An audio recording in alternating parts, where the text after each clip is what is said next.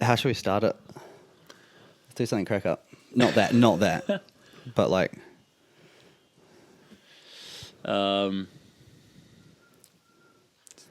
So, like maybe like this. You know, Carlos, since you moved up to Auckland, I've had an idea. What's the idea, bro? We could bring back this podcast, bro. The one that we're sitting here recording right now? Yeah, the one that you set up. Yeah. Mean, bro. I'm keen. All right, should we do it then? Let's do it. Oh, great. Straight into it? Yeah, straight into Peaks of Interest, episode 4, continuing from where we left off. Whoa.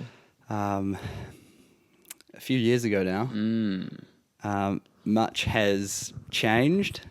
What was your last podcast that you did? Was that our one or Journeys Through Spirit? Was it? Yeah. Whoa. So that's a while ago. Yeah. Um, So no test runs, just straight into it. Straight into it. We're live. Right. We're live. Welcome to everyone that's here on board with our podcasting. This is Carlos. Kia ora, team. I'm Alex. We are brothers. And we are starting a podcast. We're starting it back up. This is Peaks of Interest. And yeah, there's been a few episodes in the past, but we think that now that we're living together, now that we, have the ability to have these conversations regularly and and the equipment and and the share logo. that with others. We thought like, why not? Let's, and it's not only a why not thing. It's really we feel strongly about it. This is a passion and an interest of ours.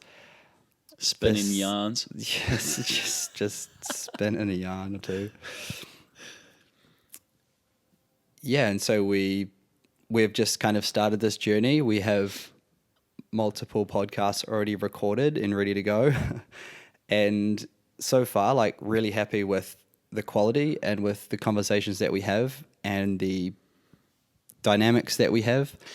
Yeah. I've found it all so far to be like really rewarding. So very happy to like share this out to the world and, open the conversation to more than just ourselves, but out to the listeners as well. Yeah, definitely. Definitely once I get my head around all the editing kind of software and sticking it all together, it's gonna be nice finally getting it out and sharing some of our conversations and insights, and it's great because I feel like I have been and will continue to learn a lot throughout the time recording this podcast, and I'm excited for that. I'm excited to pick your brains and learn some new concepts and philosophies about life. Yeah. Yeah, I really like the back and forth that we have. So, I mean, first question that I'd put to you, in your life currently and from where you stand, what does Peaks of Interest mean to you? Peaks of Interest is in the podcast, is in this. I guess for me it's just a way of putting something out into the world that I feel is valuable, that I feel is worthy of attention, of the conversation. I think these topics that we're delving into are important, especially in a kind of in a time where there is a lot of discord and a lot of chaos, and things are moving super rapidly with AI and all kind of avenues, and there's a lot of wars and discontent happening in the world.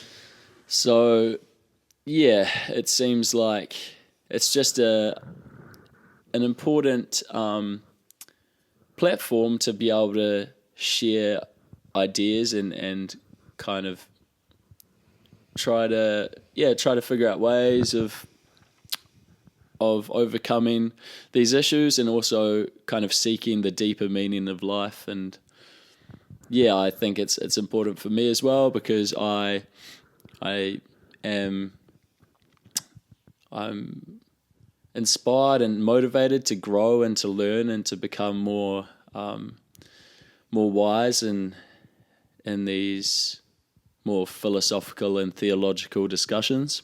And you bring a lot of that wisdom and knowledge to the table. So yeah, keen to see where it leads.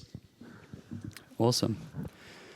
Yeah, what was coming to mind for me there, peaks of interest is the delight of the discovery.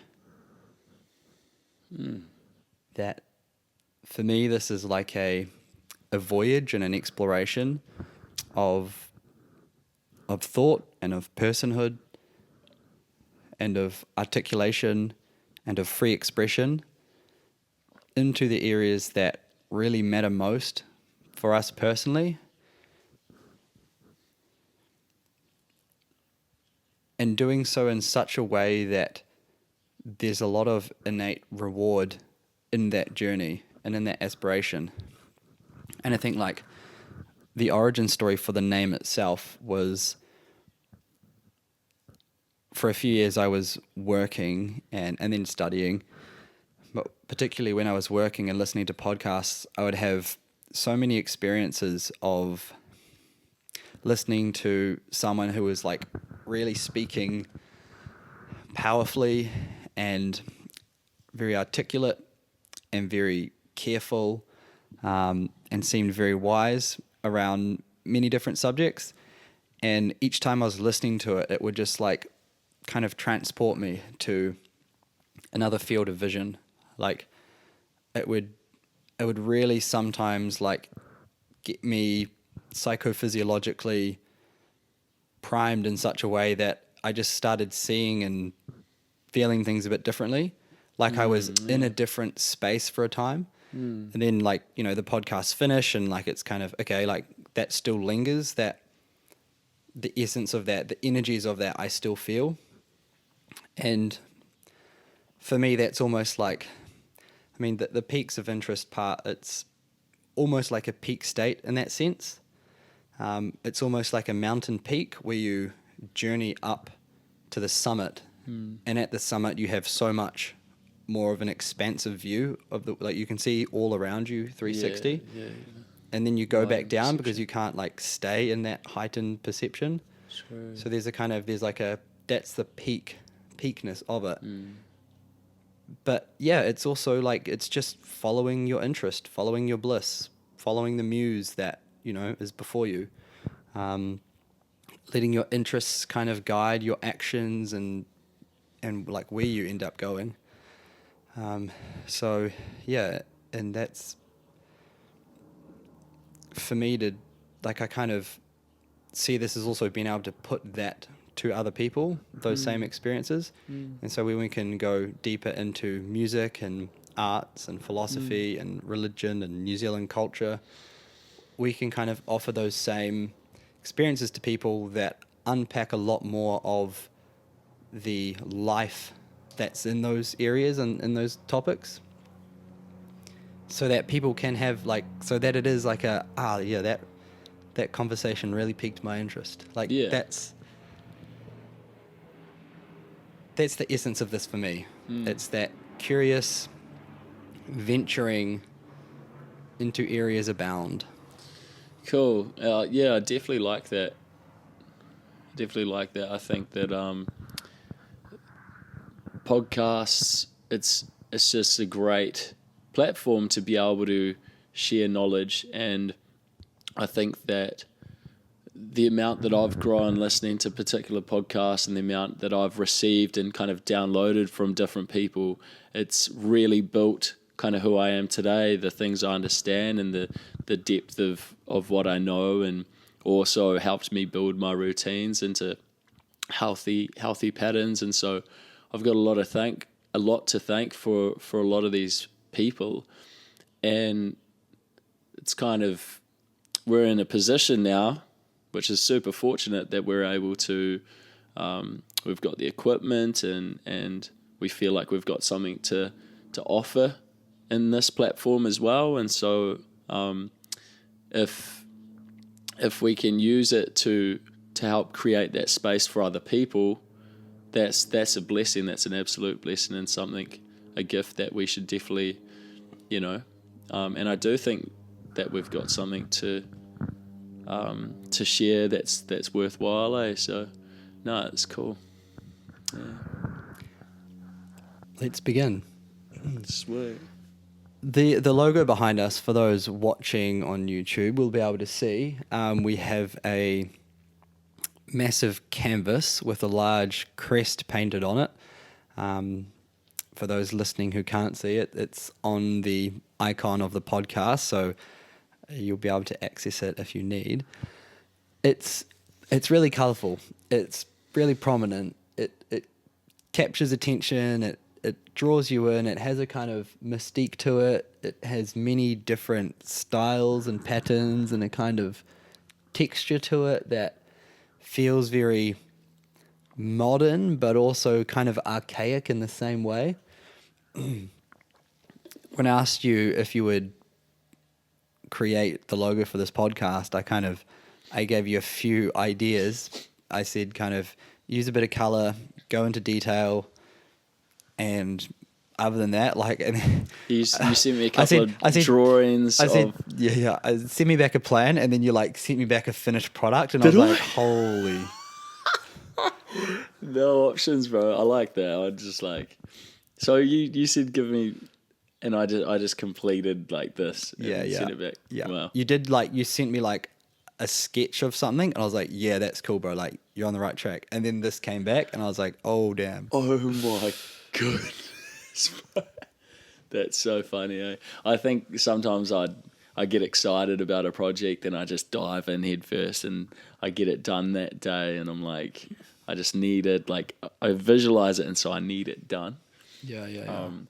That's super funny. I didn't realize that. Eh? What was your process around the logo in terms of how the ideas came about, how you decided the kind of paints to use, the colors, and how it was going to take shape? Yeah, I guess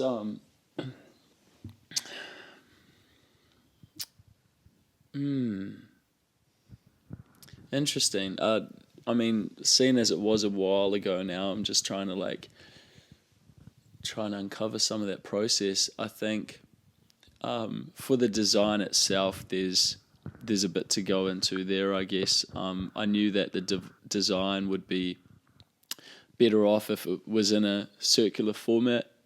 So I kind of started off with the circle, and then naturally I am drawn to mandala-like patterns and kind of symmetry and geometry. So I started off with this sun, this kind of Aztec-looking symbol, which does represent the sun in a way, and I think for me that was kind of a symbol of the path of light, the path of masculine as well, with the young energy of the masculine principle, and then also it's bringing, what we're doing here is we're bringing our insights and our wisdom, knowledge, and we're trying to bring these things to light. We're trying to bring them out into the open to other people and to share, and that's a light masculine trait, is it's like a giving and a kind of providing information or whatever. It's and I think when you say masculine, you likely mean in the typical mythological tropes. Yeah, I guess so. But and also deeper into the interplay between voice and emotion. Yeah, for sure. And there's deeper energies at play. There's masculine and feminine energy, which is I think on a kind of deeper level kind of governs the universe in a way that kind of flows around each other, and it's not. I'm not necessarily meaning man and woman, because I believe that a man has both masculine and feminine energies, probably drawn more towards the masculine usually, and females will have more feminine energy, but also that I think that flows around each other, and it's not like stable or rigid. Yeah, and I think the great learning that I've had around what you're speaking on there is that the masculine and the feminine are always looking for each other. They're always looking to be in partnership and to entwine and to become as one, and that every time they're integrated and put before each other in a respectful manner, that's when you have the life and the art and the essence of the cosmos itself really start to sing. Yeah. I hadn't actually thought of it as the sun, really. Like I'd known that, obviously, but I hadn't thought of it as just like the sun is fully the backdrop of it, and then you have that's the outermost layer, right? And that is ultimately what emanates is the light and the energy and the warmth of a source. Like it's been close to the source of life and heat and everything that this earth needs to be as full of energy and vibrant is like stems from, in some ways, the sun. Yeah, I think it shows with a lot of ancient cultures worshipping the sun as well, and having a god of the sun. That's why I said archaic to describe it. And almost this is now going from that outer layer into this orange. It's almost an Aztec kind of patterning around it, which is, you can imagine like the very outside is just this pure oneness. Yeah. It's light, it's sun. And the next layer inside of that is a kind of like person's attempt to bring that same energy and understanding into the person.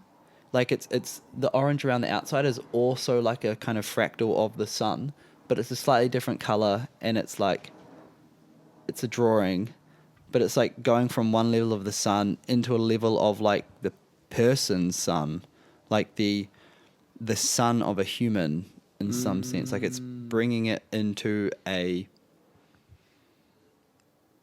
creative form that connects the two. That's cool, and I do like that, eh?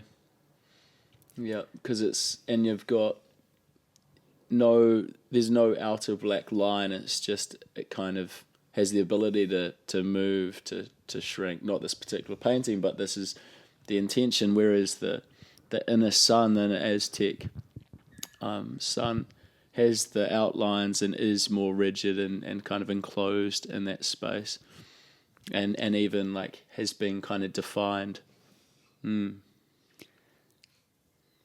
And within those layers, what do we have?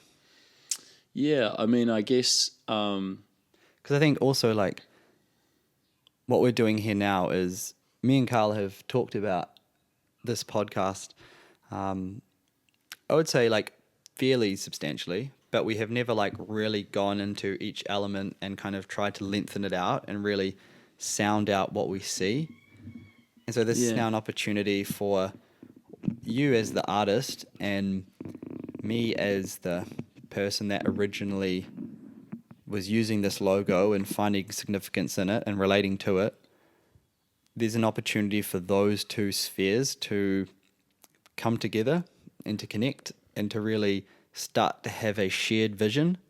Like for our two perspectives to come together through conversation and to gaze upon this logo and to see how to gaze out upon the world through the logo. Like, what do we want this logo to represent for us? Yeah, and to contemplate and unpack it, because I, in a lot of my artwork, I'm inspired by a place that I know this artwork has meaning. I know that my songs have deep meaning, but a lot of the time I don't actually understand exactly what that is until I've finished it and taken time to contemplate. And sometimes it takes, a week to uncover the meaning to a song or a piece of art, and sometimes it takes years. So it's not something that I've fully structured, what I think every part relates to. The Bible's been around for over 2,000 years, and we're still unpacking it. Yeah, exactly. That's deep art. So deep writings the more profound you go, the more there is to learn about it across time. Yeah, it's kind of like good musicians that have really changed the music, and really shifted it. Is their music just continues to develop and continues to be relevant. And same with artists, for example, like Vincent van Gogh, who it wasn't till after he died that his art all of a sudden it exploded. And it's sometimes it's the artwork is kind of, it's too it's ahead of its time, and so it kind of needs to get slowly unpacked and uncovered until it really reaches a place of being super significant. And it's so interesting that happens like across the arts broadly. Like does, I don't think that doesn't happen so much in the sciences. Like you haven't been like, oh yeah, we picked up this person's manuscript, in his scientific papers, he died 20 years ago, but look, they're all true. Yeah. Like I know that that's happened, but it's so much more the case that it's the art that shows us the future.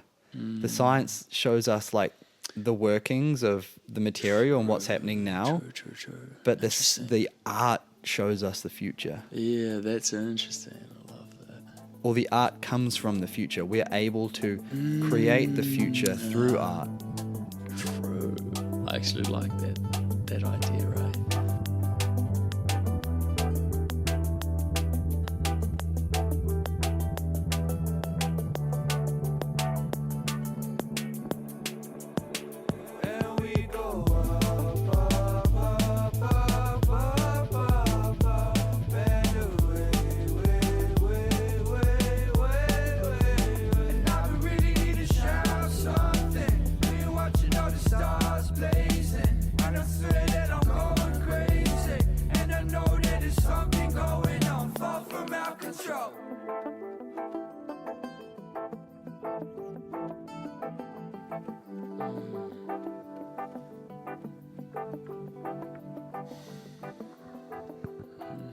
So there's several elements in the logo to touch on, and for those listening, I'll give a quick run through. You have 4 different colored mountains. All of it's a little bit animated and like it's a painting, but they're kind of blue, purple, and pinkish colors. There's a moon in the background. On one of the mountain peaks, there's a large hand that's kind of reaching up to the sky, opening its palm. And then there's also a mysterious blue and green mythical dragon. Dragon. It's from the dragon species. And so, yeah, there's a kind of an eclectic mix there. Where would you like to start? I guess seeing as we've touched on the sun, I think we could go straight to the moon. Oh, And that's... you're spot on, mate. They're spot on. It seems like a quick, easy transition to make. Was that a conscious thought you had? It That was. you had like sun and moon in there? It was, yeah. See, I didn't even really click on to that. That's So cool. yeah, and that's part of my my understanding of the Tao and of the yin and yang. So wherever there is the masculine, the sun, the light, there has to be the feminine and the dark. And so you've got but the dark and the feminine, and I don't really like saying light and dark, but the night, the moon, doesn't have to be. It's not. I'm not saying evil. I used to have that understanding. I thought anything dark, anything like the night, it was always looked on in a kind of a negative light, but I don't understand that to be the case anymore, and so there is the moon, which is also emanating its own light, which is a reflection of the sun, of this divine kind of oneness, or whatever you called this section. And I really it was the last thing I put in. There was one more space. I didn't know what to put there. But The moon went in. The moon went in, and perfect. It was the last, the first object was the sun. And then I put every other aspect in, and then it took me a while to put the moon in there. But it was just for me, it was a very, Yeah, and it's interesting. The moon's kind of holographic. You can see through the moon into the background. I think, for me, I see a link between the moon and Amygdalon in some ways. Yeah. The dragon. Definitely. I've given it a name. Yeah. Amygdalon? We can get to it. Oh. I think That's big. the moon kind of, represents the mystery of the night. True. Life has, our realities have a cycle of day and night, and we spend almost just as much time in the light as we do in the dark. And so it does denote a kind of balancing and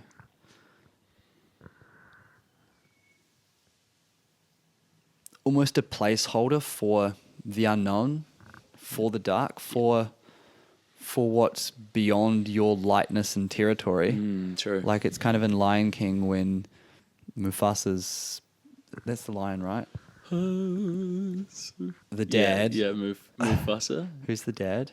Oh, no, Simba and Mufasa. Yeah. Mufasa's the dad. Mufasa. And he's talking to Simba and saying look, everywhere the light touches, that's your kingdom. Which is to say, right, there's a metaphoric relationship between light and consciousness and ownership and identity and form. True. Like, whatever you can apprehend and see, that is your kingdom. But there's so much that you can't see. There's so much that is outside of your kingdom, that is within the night, that is, hidden. Yeah. The shadow. Yeah, absolutely. The unseen, the kind of unknown, sometimes the felt and the mysterious. The mysterious, yeah.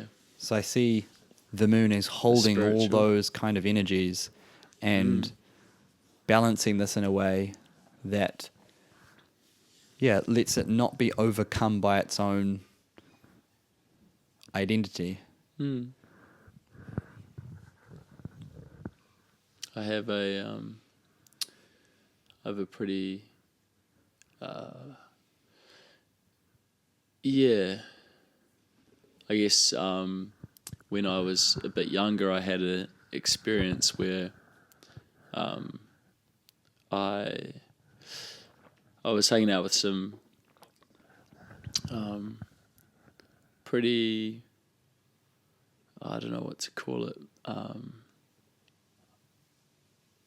just some people that weren't kind of friends with me for the right reasons, and that were kind of leading me down some dark paths. And I had a experience where I was given a substance by one of them and had this massive freak out. It was a very scary experience, and it was nighttime, and I ended up walking up this hill, funnily enough, to where I sat on the edge of the tree line with my back against a tree, and it was cloudy, and the clouds all resembled skulls, and they were all it was like Harry Potter, like Voldemort kind of vibes, where the skull was like coming out and like coming towards you. And so I was looking up and I was like, this is terrifying, man. And I really had to turn to prayer and turn to God in that moment, because I was just so terrified. And at some stage, I remember just feeling this sense of peace, or like an anticipation that something was going to happen. I looked up at the sky, and all the clouds in an instant just exploded out of the way. I watched them just go, and the moon was just the biggest full moon I've ever seen, and I just felt a heat wave from it hit my body and just coursed through my entire body, to the point where it was so powerful that I was dropped to my knees and I was just in tears. I just felt the light, kind of what I could only describe as light, a mix of love, joy, peace, like all this, just like filling my body, ecstasy. And so I do have a respect, a personal connection, yeah, for sure. Yeah. Beautiful. And I'm not saying, and I don't think that the moon itself has the power to give me that thing, but maybe it does, maybe it has been given that power, but it was definitely a more divine kind of experience. Yeah, there's all sorts. See, like, I didn't even know that. There's a lot in this exercise, which is kind of being very revelatory. Let's go to Amygdalon. Cool. You just drew a dragon? Yeah, I mean, not necessarily, but yeah, I did. Okay, so there was like... Yeah, you've done the picture really well. Amygdalon has an eye that seems to let you know that it sees you, and lets you know that it's on a kind of journey or mission of its own. And like, that there's a kind of guardianshipness to it, like, and it's kind of friendly.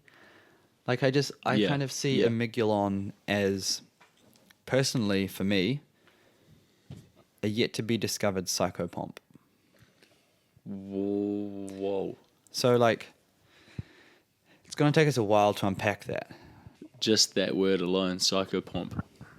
A psychopomp is a name for, and it comes from Greek traditions where you had different demigods, etc. I don't know if it's exactly Greek, like it's different places as well. Okay. In mythology, the psychopomp could like take you through the levels of being. Like, it could take you to the heavens, it could also take you to the hells. Like, it would... Whoa. Hermes was a psychopomp because he could take people into Hades. Dude. What? That's cool. So you're saying that this Amygdalon is a psychopomp? Yeah, but he's an undiscovered psychopomp. Like, I haven't used him. But I know that, like, one day he has the potential. Absolutely. Because I think this it. comes from an idea that stems from John Vervaeke, talking about the need for a sage in our lives, for an imaginal sage. So a wise teacher, someone that can guide you. Like, in the story of Dante's Inferno, Virgil is Dante's psychopomp, because he in a sense walks with him down through the Inferno to the very bottom, walking along him. This is a 13th century epic poem that the Italian poet Dante wrote. Yeah, I think I have read it. Paradise Lost. Yeah, it's a classic.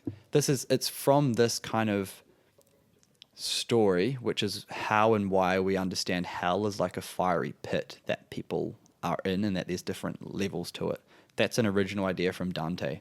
And he was like deeply immersed in the Bible literature and taking ideas from there, Yeah, okay. but also really explored it. Yeah, cool. And then, comes out the other side into Purgatorio and then into Paradisio, right? And so you have this whole journey that Dante goes on, down through hell, out the other side through Purgatory and up into the heavens. And Virgil is his guide all along the way, who's giving him advice, pointing out different things, asking him if he's okay, telling him what he needs to do in this moment. And so there's like a function of a sage and of a guide to help you through life and to help you navigate different circumstances and problems, that you find yourself in. Do you have an example of this? I feel like an example would be good to bring this up. Like, I think for me, there's many like people that I look up to, many teachers that I have. Thank you. And like a lot of them are just role models. Thank you. Oh my gosh. Carry on. A lot of them are role models in just within life or within business, like within your career. Yeah. But a lot of them are like, philosophical heroes or spiritual leaders. And yeah, gurus. and people talk about spirit guides, and then people also talk about people who are followers of Christ, and followers of Buddha, and followers of, a lot of these people have experiences where they have met their spiritual teacher and visions, and have been given guidance from them in different ways. And then there's also animal guides that people talk about. And yeah, and I just want to say, like, David Goggins is like a guide for many to like get healthy and fit and to just like put any limitations aside and go and train, go and exercise. Yeah, and he's absolutely he's next level to in that. to the greatest extent of how. And you also, can I think like destroy if your we body look today, but also overcome the mind. Carry on. yes. Even someone like Billie Eilish, like in Lana Del Rey, the ways in which there's a kind of feminine understanding that's discovered through music and through song. Yeah. That can like, and talking about the ways that femininity extends across males and females, can connect you to those deeper parts of yourself that you've lived through in a certain time, but maybe you're not living through today, but they are still there within your deep psyche. And that sometimes the song, and it's like a soft, some of like softly spoken ones, or, that just have a really powerful effect and in some ways guide you through that process. Like, I kind of, even like from the movie Barbie, I know we're kind of going across a few different areas here, but I can connect them back. Cool. Billie Eilish has the song in Barbie, What Was I Made For? And that's one of the most powerful songs that's been made in the last 10 years. It's super deep, and it connected with the movie character, the toy that we all like had. Did we? Connected with like, I mean, how many like Barbie toys are in the bottom of the toy drawer? Like, they're always there. Yeah, no, I get you. Derail me. and like connected to the aspiration of taking on this big daunting world where a lot of it's driven by power and money and influence and knowing what to say, and like it's really challenging, and sometimes that can be confronting in such a way that it makes us question our own worth and livelihood. Big time. And I think that without us having to go and ask those questions alone, which is going to be quite difficult for us to do, when we have a song that can help carry us through asking that question and then put us in a place where there is some like resolution, like the whole resolution of Billie Eilish's "What Was I Made For" is in the last 3 seconds of the song when the tone of her voice lifts up a few keys. Like there's just a little sound of hope right at the end of the song. And like that is the purest sound of hope I've ever heard. Wow. You've heard some of my songs though, eh? I'll need to have a listen to it. I've definitely heard it because I've watched the movie. And if you listen closely, the very end of that song, there is just a little lift in her voice, and it's like she's almost asking the question of not only what was I made for, but like it's almost her discovering that there is an answer waiting for her. Cool. I love that. Love that. And I think like for Dante, Virgil is performing a similar role in helping guide him through a journey that he would otherwise have to face alone, but now he can do it through a relationship that is much more appropriate given the task that he's up against. Like he needs, Virgil was like his idol growing up. Virgil was his poet, and he's just gone and said, Virgil's my psychopomp here. The psychopomp. And goes on this journey with him. Wow. And so the idea from John Vervaeke is that we each need a sage. Like we need a spiritual teacher. And so we have many. And there's not only spiritual teachers, like as we've seen, there are teachers that connect us in pop culture and in the fitness scene and in religious and spiritual exploration. Yeah. But there's also a function of a playful sage where they're not just teaching you and imparting things onto you. You're actually in combination and relationship with them to explore and see new things together. Yeah. It doesn't have to be a one way you learn from them. Yeah, exactly. It can be. Two ways. Maybe that's how it starts, but then after a while, it's like, oh, they're actually your companion in this arena. Yeah, cool. They're alongside you. You guys are together. And for me, that's kind of the whereabouts that I would place Amigulon in a sense. He kind of has a knowledge to impart and teach, but there's a lot of ways in which we can kind of see eye to eye and be together. And I think again, give me 5 more minutes on this. This is the final piece. Amigulon for me is a way to, and like I haven't used Amigulon for this. I might, I don't know. Amigulon is like a spirit that you can put energy into so that you can ask questions that you wouldn't be able to ask on your own. Like it's a way to kind of construct a personality such that you can relate to someone as if they were a something. It's like the creation of a wise sage. Like I'm aware that I'm kind of creating Amigulon. Yeah. I'm trying to, put a life and a essence to this entity, knowing that it's my creation, but knowing that in doing this, I will learn more than I could, and if it was just myself. Wow. Because that's when it's like, that's the real tricky part.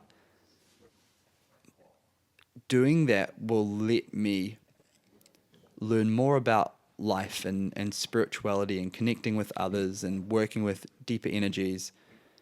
Give me more ability to do that than I would have had otherwise if it was just myself.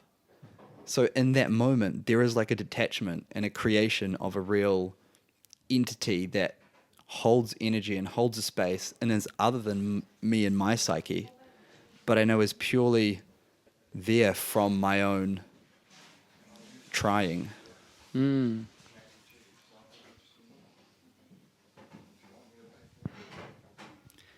And that's like the imaginal psychopomp, when you're not just using your imagination for something. If you use your imagination, maybe I just like had a vision of what he could look like and then I drew that. That's imagination.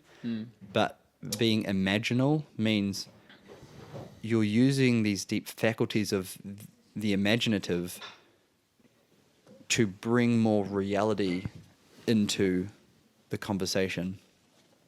Like, not just to have an idea, but to live through that in some ways is where it becomes like an imaginal. And so Miguelon's going to show me some stuff and I'll report back. Yeah, I'm excited to hear what you find. I mean, I've already had a few interactions with amygdalon. You get it wrong every time. What's it called? Amygdalon. Amygdalon. I don't know why I can't say that. I keep saying amygdalon. Amygdalon. Cool. Amygdalon sounds like a dinosaur. Amygdalon. Yeah, it does. Amygdalon. So it definitely, what you're saying definitely relates to me, and I definitely resonate during during my psychosis or my episode, an event that happened when I was 20, which I'll probably occasionally dive into on the podcast, but during that time I was seeing things that just weren't there. I was imagining things, but to the point where they were real. They were absolutely real to me. And one of those things that kept popping up was the amygdalon. And there was, and it might not have been amygdalon, but I was seeing these serpent-like... Are you joking? Was it like, I don't know if amygdalon was shown. I don't think you give him that name because that's a name that I've given to that character. I'm joking. I'm joking. But I was seeing these dragon-like, serpent-like, angelic-like beings, which there were two in particular main ones that I saw. One was, and it was at night time. Whenever I saw, I think at night, my mind was able to make things up that weren't there because it was dark, and so your mind is able to kind of conjure things up in a way that you were hallucinating, right? I was hallucinating, yeah, and so I did see there was one giant dragonoid figure that would be kind of walking around the paddocks, and then there was another smaller blue and green serpent dragon that was kind of like more of a baby and more just kind of, I didn't get like... Did you see a dragon family?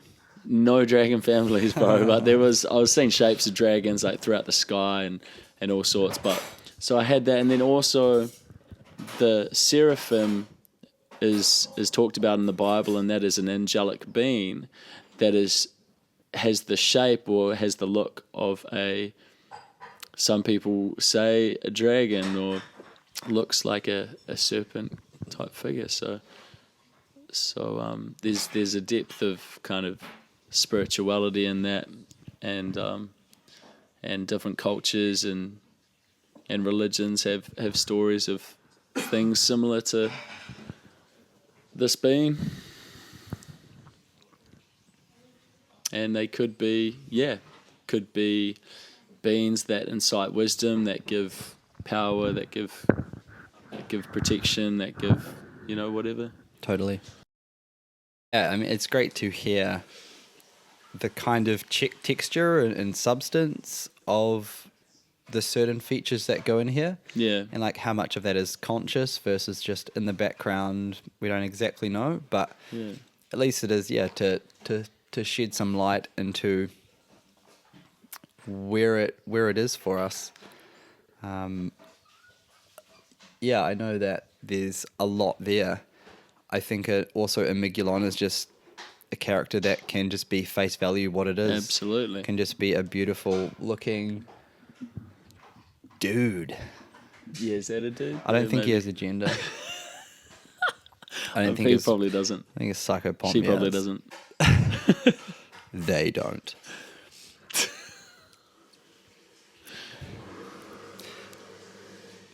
Next, let's talk about We go from the the peaks. Peaks yeah, up. Okay, yep, I like it. Okay, so with the peaks, we've got four peaks, kind of layered, different colours, two-tone colours on each, with a light path going up the middle, which can either be a separation, and that could be the corner of the mountain, or you could look at that as a pathway up the mountain. Nice. I didn't even. Yeah, this is great.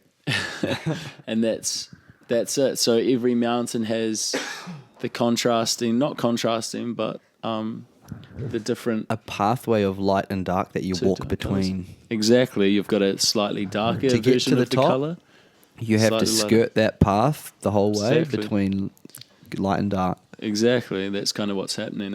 You're finding this balance on this path, and at the top, fix this up.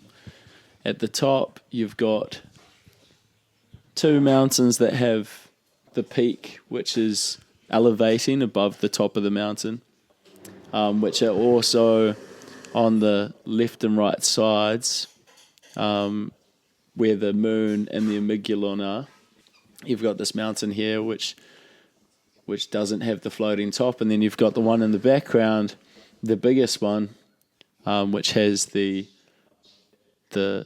levitating hand, or the hand coming out and reaching up, kind of reaching up towards the sky, and also from another perspective, looks like it's commanding or taming amygdalon in a sense, but Could never do that. we could never do that. I mean, the mountains. For me, it's very interesting that the summits of them are detached from the rest of the mountain and kind of elevating there. I mean, from what you were saying, I'm kind of surprised by how much balance there is in this crest. Like, you have the balance of the light and the dark. You have it of the pathway of walking between. You have the two peaks that are either side of it. Like, it really does have that symbol of balance all through it, which wouldn't be seen otherwise. Like, it can otherwise seem like quite a out there and bright and different shapes and forms in there. So it's nice that there is like that real deep theme of balance that runs through. For me, the peaks that we have here symbolize the peaks of interest. When I talk about the experience of listening to a podcast and having that feel elevated and a unique experience and different to the everydayness, I kind of see that experience of a kind of detachment is the experience you have when you're on top of a mountain. When you go for a walk up a hill and your eyes are cast upon the world before you, you're put into that's why we go for walks up a hill. It's so energizing and amazing to see so much landscape and of your surround and of like the world that is out there that you otherwise are living in. You're otherwise immersed in that world. You know, you're driving your car, you're going places day to day. But when you walk up a hill, you're immersed in a leisure activity, like you're going for a walk. But then when you get to the top, often like you can have this moment where all of a sudden, like, whoa, look at where I am. I can finally see really clearly my whole life. Like, I can see where I work and where I go to school, and that's the road I drive down to go home. you can see all these things, and it's a bit of like a moment that just catches you outside of the ordinary. And it's you know, it's a humbling experience. It's really like fills you with a kind of really full silence. I don't know if you've ever had that experience, but like a really Absolutely. full silence to Absolutely. look upon something like that. A full silence, and also when you are and being up a mountain is one of the spaces where I feel the most peace in my life, the most kind of connectedness with the universe. And the further away from society you go up this mountain, and all of a sudden you're above the tree line, and there's no bird chatter, and there's no cars, and there's no honking and yelling, and there's just this still presence, which is quiet, and it's, I think, probably one of the first places I felt a real deep sense of peace in my life.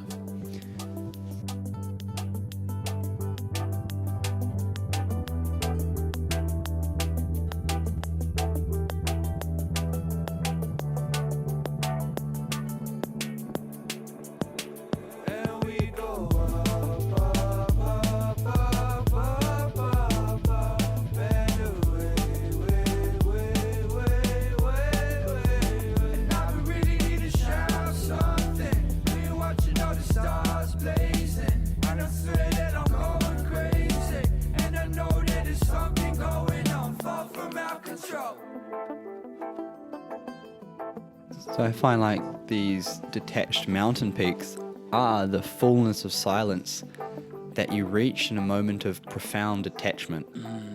True. To take in an experience and to let it sit is simultaneously to engage in an activity different from all your other activities, and hence why there's like that separation from the rest of the mountain. Yeah, and I think another reason for having these separated peaks, I had a poster in my room for a long time, which was supposedly a quote from Buddha, I think, and it might not have been, but it was, when you get to the top of the mountain peak, keep on climbing. And it kind of has this intention, and this feeling for me is that once I'm at the top of this mountain, like there is a spiritual climb to be undertaken then, and yeah. Wherever you get to in life, there is still a spiritual ascent that's waiting for you. Yeah. There's still footholds and rungs or a rope that's, Yeah, threads that are exactly. there waiting for you to weave together and True. to keep constructing your future, your beyond, your becoming, Yeah. or to help others find that path. Like it's a great quote. I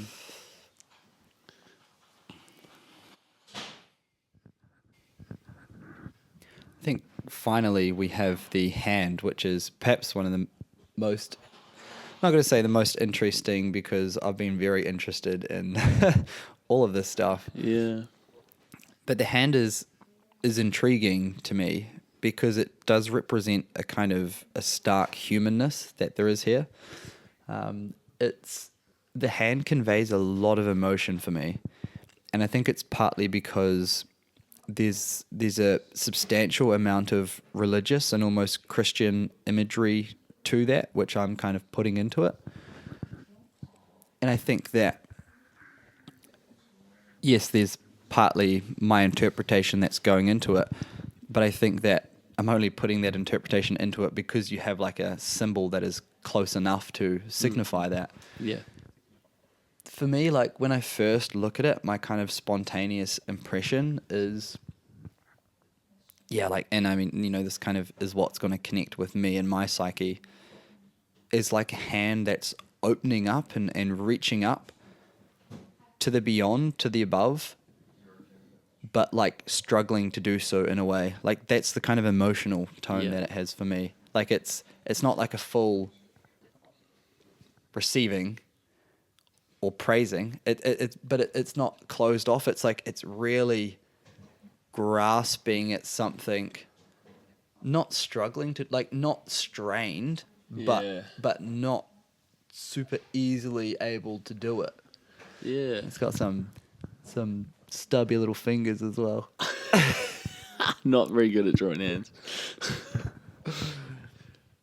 And I kind of, the meaning that has to me is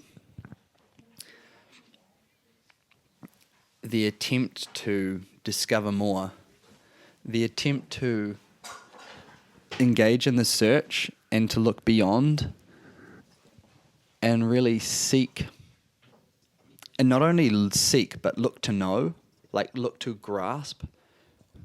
We're not like looking for things when we grab them. Like, to take a cup and hold it means we are kind of obtaining something. Like, we are grasping it. It's now ours to use.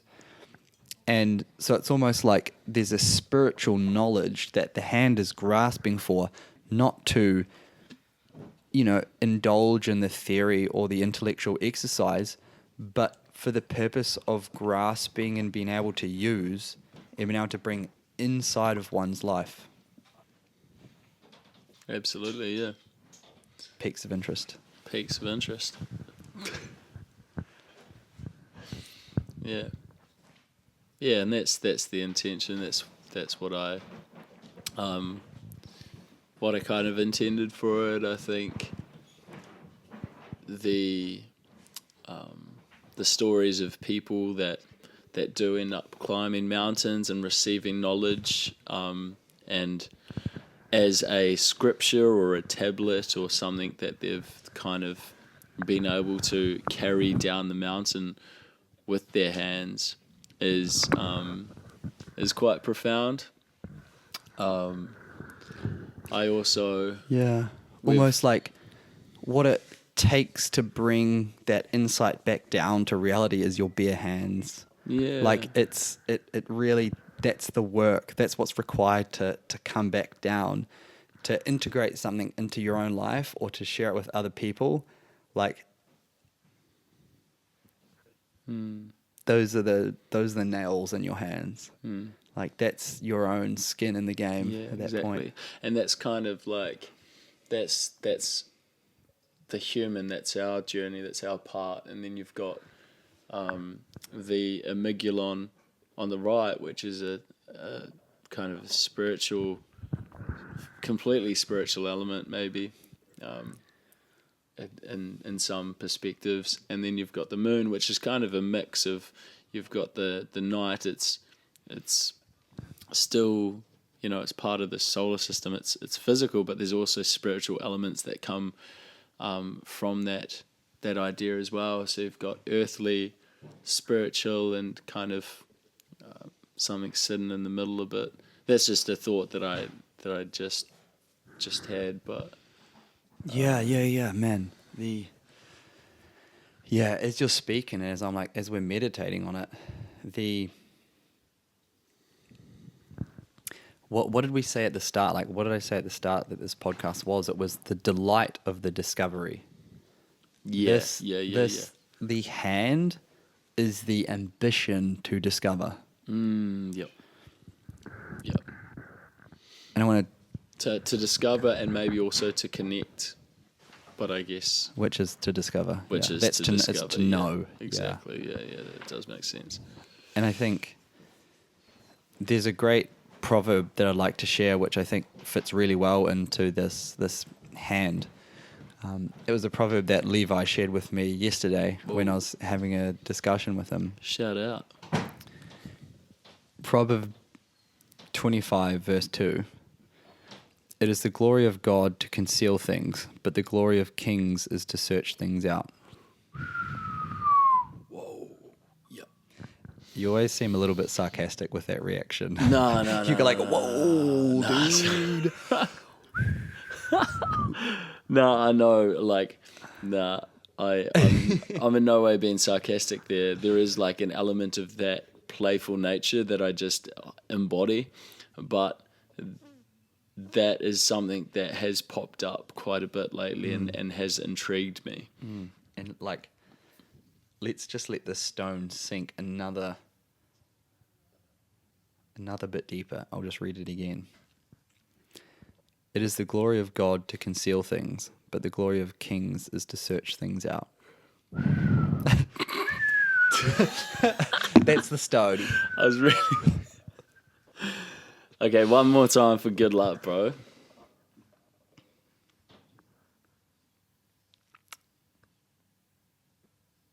I'm going to read it in a slightly different translation. Cool. It is the glory of God to conceal a matter. To search out a matter is the glory of kings. I love it, man. That's like my life in words. Like, yeah, we've got it. Yeah. Like, it's the. I don't even need to speak. I'm not even going to speak to that. The proverb has got it. The proverbs, Proverbs got it, I reckon. Proverbs got it. And with that, is there anything else you'd like to share or say? Like, what's ahead on this podcast journey? Yeah. Well, I'm happy about the logo and how we've. I don't know how deep we're going to go on that or how long it was going to take us, but it's pretty much taking us the full podcast, which is kind of a nice introduction into what we're going to be kind of talking about and kind of the level of depth with which we will exactly talk about things. This is kind of how we do talk about things on this podcast, and so we've got some exciting subjects coming up. I think we've delved into musical journeys, attention to music. And attending to music is a great one, and our family's attention to music and how that has shaped our own discovery and engagement with it. Exactly. And then we've got a 3-part series that we're currently in the process of working on. And that covers areas around spiritual intuition and how you can, like, what is the relevance of a kind of spiritual inquiry to make, like, what's the relevance to do that in life? But then also we kind of, in the second part, going to talk about what are the benefits that we are getting from that and kind of having a spiritual IQ, a kind of spiritual sensibilities. Yeah. What has that given us in our lives? And also, like, what are the practices that we can engage in to cultivate that for ourselves? And, what are the practices we engage in on an ongoing basis? But then what are the ones that, are kind of out there for people to try? I think it'll be some good tools and resources to really engage with in your own personal life if you feel called to do so. And I know the one other podcast that we've recorded has been on your experience of playing at Spirit Festival, but also looking at the psychogeography of a festival through an imaginal exploration of a festival site. We kind of that was together. We kind of visually walked around the site to discover what a arts and spiritual and mindful festival looks and feels like, and what are the different colors that are painted with, and what's the texture of the canvas, and what are the things that are painted. Like, very, very cool. Speaking metaphorical, like, and journey. Presencing that festival in a deep way. Yeah. So it's exciting, eh? Really got some cool stuff planned. So, yeah. That wraps us up. Thank you all for listening or watching. If you found this conversation meaningful, or if you're inspired in some ways to do something, then so much for the better. Inspiration is, a gift. Absolutely. And, kind of hope to let passion and enthusiasm be spread out to others. As always, feel free to shoot me and Alex questions, or if you have any feedback about the pod, then that would be most welcome. And just share this with other people if you feel called to do so. Absolutely. if you know of others that time, are appreciate it. also curious about these kind of subjects, or you feel like you can connect with them about it, then it would help us to spread the message out a bit further and really let this podcast really serve as a highway for cultural transformation from the ordinary into the good. Beautiful. Namaste. Namaste.